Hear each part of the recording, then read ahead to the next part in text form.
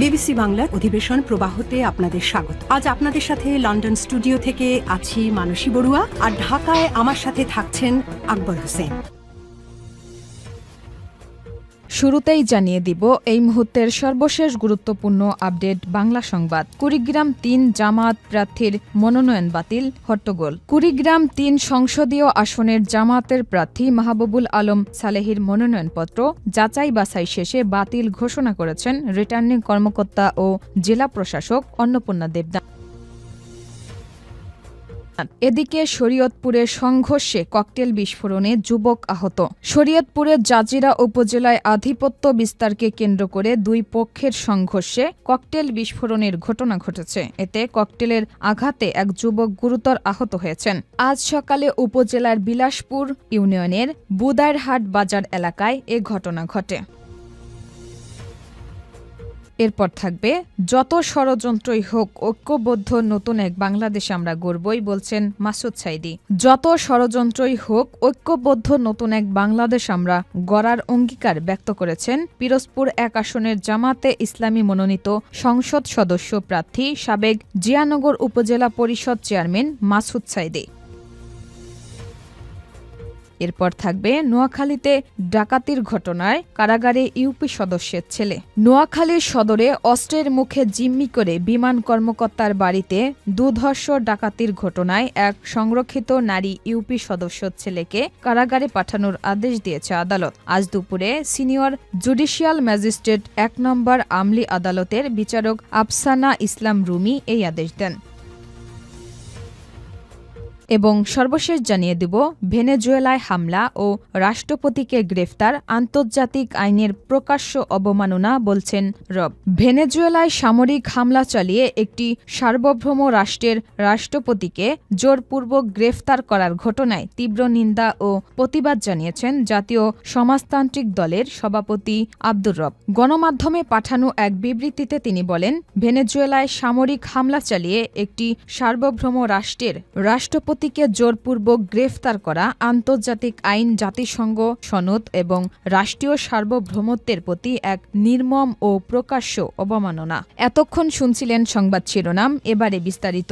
তবে তার আগে বন্ধুরা, কমেন্ট করে জানিয়ে দিন আপনি কোন জেলা থেকে আমাদের সংবাদটি দেখছেন এবং শুনছেন। জানিয়ে দিন এই সংবাদ সম্পর্কে আপনার মূল্যবান মতামত। আপনি যদি আমাদের চ্যানেলে নতুন হয়ে থাকেন, ভিডিওটি দেখতে দেখতে চ্যানেলটি সাবস্ক্রাইব করে রাখুন, যাতে করে আমাদের পরবর্তী আপডেট সংবাদগুলো সবার আগে আপনার কাছে পৌঁছে যায়। এবং ভিডিওটি সোশ্যাল মিডিয়াতে শেয়ার করে আপনার বন্ধুদের দেখার সুযোগ করে দিন। গাজা যুদ্ধে আপনি যদি ফিলিস্তিনি শিশুদের ভালোবেসে থাকেন, কমেন্টে ইয়েস লিখে আমাদের জানিয়ে দিন। এবারে বিস্তারিত। কুড়িগ্রাম-3 জামায়াত প্রার্থীর মনোনয়ন বাতিল, হট্টগোল। কুড়িগ্রাম-3 সংসদীয় আসনের জামায়াতের প্রার্থী মাহবুবুল আলম সালেহীর মনোনয়নপত্র যাচাই বাছাই শেষে বাতিল ঘোষণা করেছেন রিটার্নিং কর্মকর্তা ও জেলা প্রশাসক অন্নপূর্ণা দেবনাথ। রবিবার এ ঘটনাকে কেন্দ্র করে রিটার্নিং কর্মকর্তার কার্যালয়ের সামনে উত্তেজনাকর পরিস্থিতির সৃষ্টি হয়। পরে অতিরিক্ত পুলিশ মোতায়েন করে পরিস্থিতি নিয়ন্ত্রণে আনা হয়।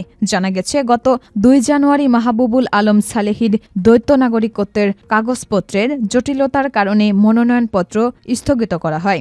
নিয়ম অনুযায়ী আজ রিটার্নিং কর্মকর্তার অফিসে মাহবুবুল আলম সালেহী তার লোকজন সহ সংশ্লিষ্ট কাগজপত্র নিয়ে অফিসে হাজির হন। তবে দাখিল করা কাগজপত্রেও দ্বৈত নাগরিকত্ব ইস্যুটি মীমাংসিত না হওয়ায় মনোনয়নপত্রটি বাতিল ঘোষণা করে আপিলের পরামর্শ দেন রিটার্নিং কর্মকর্তা। এর সিদ্ধান্ত জানালে জামায়াতের নেতাকর্মী ও সমর্থকরা হট্টগোল শুরু করেন। মাহবুবুল আলম সালেহী অভিযোগ করেন, রিটার্নিং কর্মকর্তা আমাদের কোনো কথা শোনেননি এবং আমার কোনো কাগজপত্র দেখতেও চাননি। আমরা উচ্চ আদালতে আপিল করব।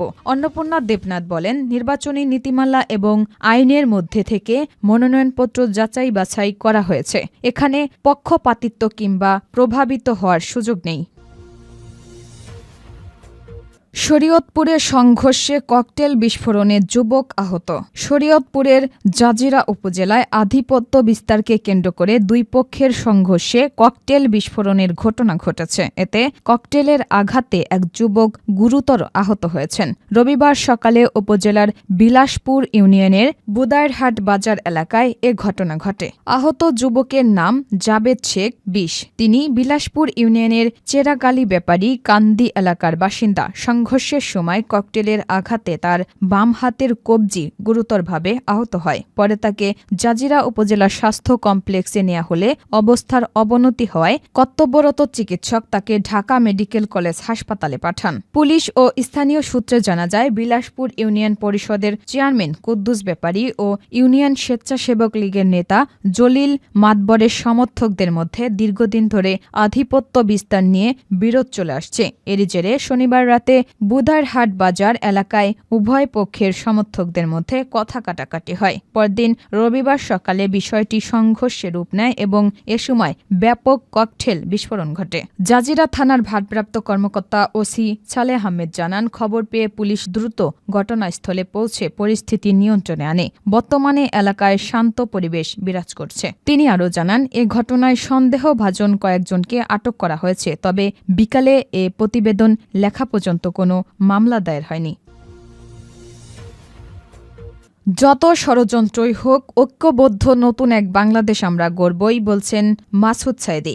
যত ষড়যন্ত্রই হোক, ঐক্যবদ্ধ নতুন এক বাংলাদেশ আমরা গড়ার অঙ্গীকার ব্যক্ত করেছেন পিরোজপুর ১ আসনের জামাতে ইসলামীর মনোনীত সংসদ সদস্য প্রার্থী সাবেক জিয়ানগর উপজেলা পরিষদ চেয়ারম্যান মাসুদ সাইদি। রবিবার পিরোজপুরের নজিরপুর উপজেলা জামাতে ইসলামীর অফিস কার্যালয়ে এক সহযোগী সদস্য সমাবেশে উপস্থিত নেতাকর্মীর উদ্দেশ্যে করা বক্তব্যে প্রধান অতিথি হিসেবে তিনি এসব কথা বলেন। মাসুদ সাইদি বলেন, ছাত্র জনতার রক্তক্ষয়ী গণ অভ্যুত্থান পরবর্তীতে সব রাজনৈতিক দলকে বাংলাদেশের প্রশ্নে ঐক্যবদ্ধ থাকতে হবে। এক এক দলের এক এক রকম মতাদর্শ বা রাজনীতি থাকতে পারে, কিন্তু বাংলাদেশ প্রশ্নে সব দলকে ঐক্যবদ্ধ থাকতে হবে। সবার সামনে মূল বিষয়টা হওয়া উচিত বাংলাদেশ। জুলাইয়ে যারা রক্ত দিয়েছে তাদের রক্ত যদি ব্যর্থ হয়, তাহলে বাংলাদেশের সঙ্গে বেইমানি করা হবে। আমাদের পাশের দেশ ভারতের মতো একটা বিশাল শক্তি প্রতিনিয়ত বাংলাদেশকে ব্যর্থ প্রমাণের জন্য চেষ্টা করছে, ষড়যন্ত্র করে যাচ্ছে।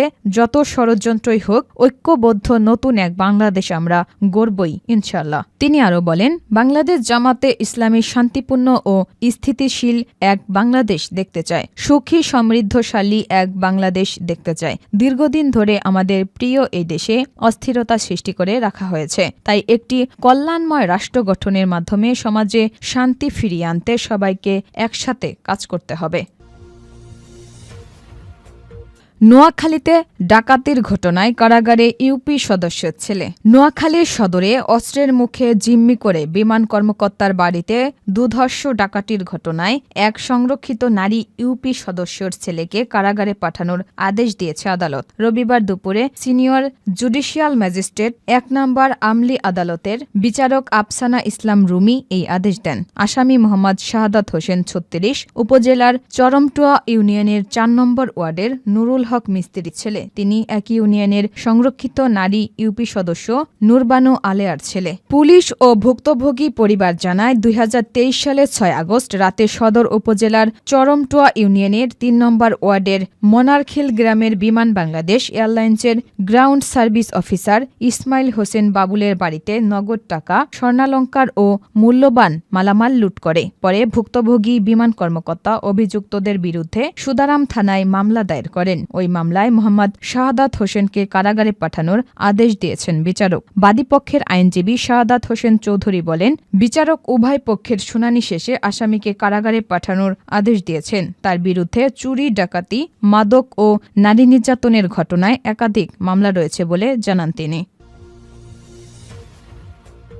ভেনেজুয়েলায় হামলা ও রাষ্ট্রপতিকে গ্রেফতার আন্তর্জাতিক আইনের প্রকাশ্য অবমাননা, বলছেন রব। ভেনেজুয়েলায় সামরিক হামলা চালিয়ে একটি সার্বভৌম রাষ্ট্রের রাষ্ট্রপতিকে জোরপূর্বক গ্রেফতার করার ঘটনায় তীব্র নিন্দা ও প্রতিবাদ জানিয়েছেন জাতীয় সমাজতান্ত্রিক দলের সভাপতি আব্দুর রব। আজ গণমাধ্যমে পাঠানো এক বিবৃতিতে তিনি বলেন, ভেনেজুয়েলায় সামরিক হামলা চালিয়ে একটি সার্বভৌম রাষ্ট্রকে রাষ্ট্রপতিকে জোরপূর্বক গ্রেফতার করা আন্তর্জাতিক আইন, জাতিসংঘ সনদ এবং রাষ্ট্রীয় সার্বভৌমত্বের প্রতি এক নির্মম ও প্রকাশ্য অবমাননা। এ ধরনের একতরফা শক্তি প্রয়োগ কেবল একটি দেশের স্বাধীনতা ও গণতান্ত্রিক অধিকারকে পদদলিত করে না, বরং বিশ্ব শান্তি, ন্যায়বিচার ও আন্তর্জাতিক শৃঙ্খলায় মৌলিক ভিত্তিকেও মারাত্মকভাবে ক্ষতিগ্রস্ত করে। বিবৃতিতে রব আরও উল্লেখ করেন, শক্তির দাপটে অন্য রাষ্ট্রের অভ্যন্তরীণ বিষয়ে হস্তক্ষেপ আন্তর্জাতিক সম্পর্ককে আইন ও নীতির পরিবর্তে